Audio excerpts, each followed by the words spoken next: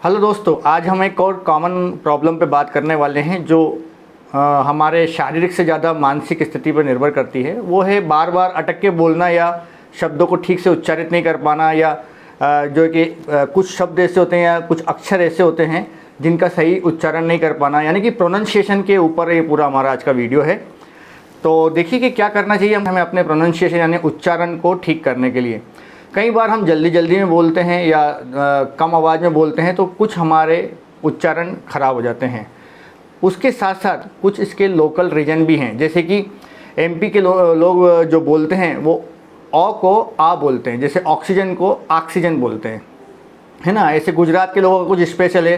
पंजाब की गुरुमुखी जो भाषा है उसमें आधा अक्षर होते ही नहीं है, तो वो आधे अक्षर को ठीक से प्रोनाउंसिएशन उसका करते नहीं हैं। तो इस तरह से रीजन बाय रीजन हमारे देश में कितने सारे स्टेट हैं, कितनी सारी बोलियां हैं, भाषाएं हज़ारों की संख्या में, तो हर जगह लोकल इन्फ्लुएंस तो आ ही जाता है।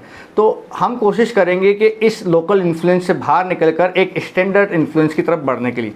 तो इसके लिए हमारे पास कुछ टिप्स हैं और ट्रिक्स हैं, तो इनका हम इस वीडियो में डिस्कस करेंगे। तो सबसे पहला मैं आपको बताना चाहूँगा, नंबर 1 पर है जो कि आप शब्दों को, जो भी शब्द आप जिसमें आप अटकते हैं या बोलने में आपको दिक्कत देते हैं, आप उन शब्दों को ज़ोर ज़ोर से बोलकर प्रैक्टिस कीजिए अकेले में, है ना। तो ज़ोर ज़ोर से बोलने पर प्रैक्टिस करते हैं तो हमारी जीभ और हमारी जो सारी मांसपेशियाँ गले की उसके लिए स्पेशल एफर्ट करती हैं, और जब हम उस शब्द को जब अभ्यस्त हो जाएंगे तो उसी शब्द को हम आराम से धीमे भी बोलेंगे तो हम ठीक से उच्चारित कर पाएंगे। नंबर 2 पर है हमारे जीभ का ज़्यादा से ज़्यादा मूवमेंट। जब भी हम कुछ बोलते हैं तो हम ध्यान रखें कि तभी शब्द गलत उच्चारित होता है जब हम अपने जीभ का यानी कि अपने टंग का मूवमेंट ठीक से नहीं कर पाते हैं। तो इस टंग का मूवमेंट ठीक करने के लिए आप योग में एक अच्छा आसन है, उसको कहते हैं सिंहासन। मतलब आप जीभ पूरी बाहर निकाल के और घुटनों के बल बैठकर, और मतलब एक शेर की तरह बैठकर जीभ बाहर निकाल के ज़ोर से हा करके एक ध्वनि निकालते हैं। आप YouTube पे या कहीं पर भी गूगल पे सर्च कर सकते हैं कि सिंहासन कैसे करते हैं। तो उसको करने से क्या होगा कि हमारी जीभ ज़्यादा लंबी बाहर निकलेगी और ज़्यादा मूवमेंट के लिए तैयार होगी। जितना ज़्यादा जीभ का मूवमेंट बोलते वक्त होगा उतने ही क्लियर शब्द निकलेंगे, क्योंकि अधिकांश अक्षरों के लिए, शब्दों के लिए हमारे जीभ का इस्तेमाल होता है, उनको जीभ के मूवमेंट का इस्तेमाल होता है उनको सही तरीके से उच्चारित करने के लिए। तो जीभ को ज़्यादा से ज़्यादा मूव कीजिए। तीसरा एक और कारण है कि कुछ लोग मुंह को कम खोल के बोलते हैं। तो मुंह को कम खोल के बोलने में आप खुद ही आप भी प्रैक्टिस करेंगे तो आप चेक करके देख सकते हैं कि अगर आप मुंह को कम खोल के बोलते हैं तो आप सही तरीके से किसी भी शब्द को उच्चारण नहीं कर पाते। जैसे कि मैं अभी इसी बात को धीरे से बोलता हूँ, मुंह कम करके बोलता हूँ। जैसे जब आप किसी चीज़ को आप धीरे से बोलते हैं या मुंह कम खोल के बोलते हैं तो आप चीज़ों को सही से उच्चारित नहीं कर पाते हैं। देखिए, आपको यहीं पर फ़र्क नज़र आ गया होगा कि जब आप मुंह को ज़्यादा खोलते हैं शब्द ज़्यादा क्लियरली बाहर आते हैं, जब आप मुंह को कम खोलते हैं शब्द क्लियरली नहीं आते हैं। अगर आप किसी से बात करते में बार बार ये बात सुनते हैं कि अरे मैं आपकी बात सुन नहीं पाया, आप रिपीट कीजिए, आप क्या बोले, पार्डन, अगर इस तरह के शब्दों को आपको बार बार सुनना पड़ता है, इसका मतलब खराबी सामने वाले के कानों में नहीं, आपके बोलने के तरीके में है। तो आपको अपना उच्चारण सुधारने के लिए ये सब करना ही होगा। अगला पॉइंट है कि आप अच्छा बोलने के पहले अच्छा सुनिए, यानी कि आपको एक अच्छा लिसनर होना चाहिए अच्छे स्पीकर के होने के पहले। किस तरह से कि आप दूसरों के, या आप देखते हैं कि ना डिस्कवरी चैनल पर स्टोरीज आती हैं, आप उसमें देखिए कि बहुत अच्छे स्पीकर्स का वो यूज़ करते हैं, बहुत अच्छे उच्चारण का यूज़ करते हैं, शब्दों को बहुत क्लियरली बोलते हैं। डिस्कवरी हिंदी देखिए आप, या ऐसे चैनल देखिए जिनमें स्टोरी सुनाई जाती है या डॉक्यूमेंट्री में पीछे से वॉइस ओवर होता है।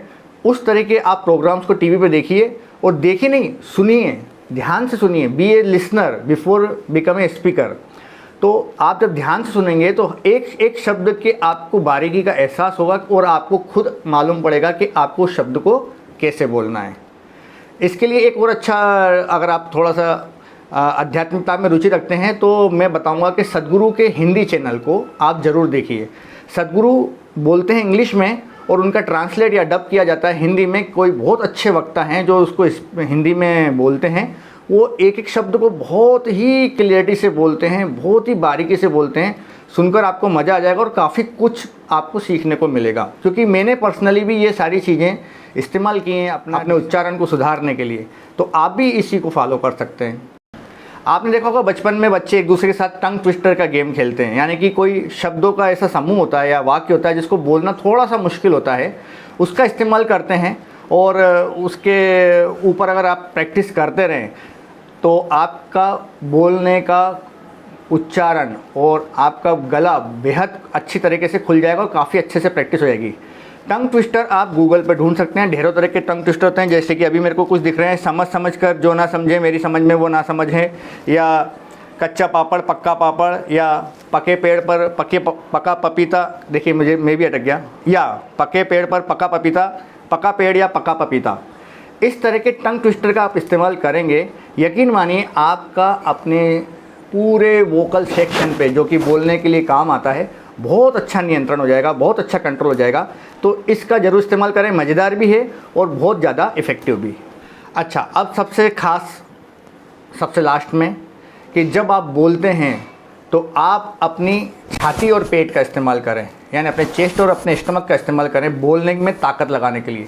कई लोग अपनी नाक से बोलते हैं, जैसे कि मैं अगर अपनी नाक का इस्तेमाल इस समय कर रहा हूँ, अब आप देखिए कि मेरी आवाज़ में कितना डिफरेंस आ गया।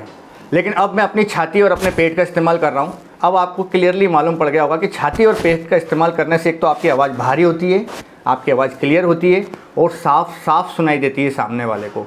आपने पहले भी कहीं सुन रखा होगा नाक में गाने वाले लोगों को, कुछ ही समय चले, ज़्यादा समय तक नहीं चल पाए, लेकिन आप देखिए कि जो दूसरे लोग जो पेट का और छाती का सहारा लेकर गाते हैं और लंबे लंबे सुर लेकर गाते हैं, उनका गाना सबको सुनना बेहद पसंद है।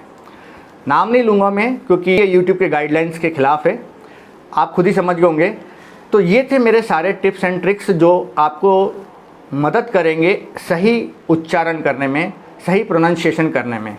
मुझे उम्मीद है कि आपको ये वीडियो पसंद आया होगा। अगर आपको ये वीडियो पसंद आए तो आप जानते ही आपको क्या करना है, लाइक करना है, और अगर नहीं आपको पसंद आया तो आप डिसलाइक भी कीजिए, ताकि मुझे मालूम पड़े कि आखिर आपको इस वीडियो से क्या मिला और क्या नहीं मिला। इसी के साथ हम इस वीडियो को समाप्त करते हैं, फिर मिलते हैं किसी वीडियो में किसी और टॉपिक के साथ। तब तक के लिए गुड बाय, जय हिंद, वंदे मातरम।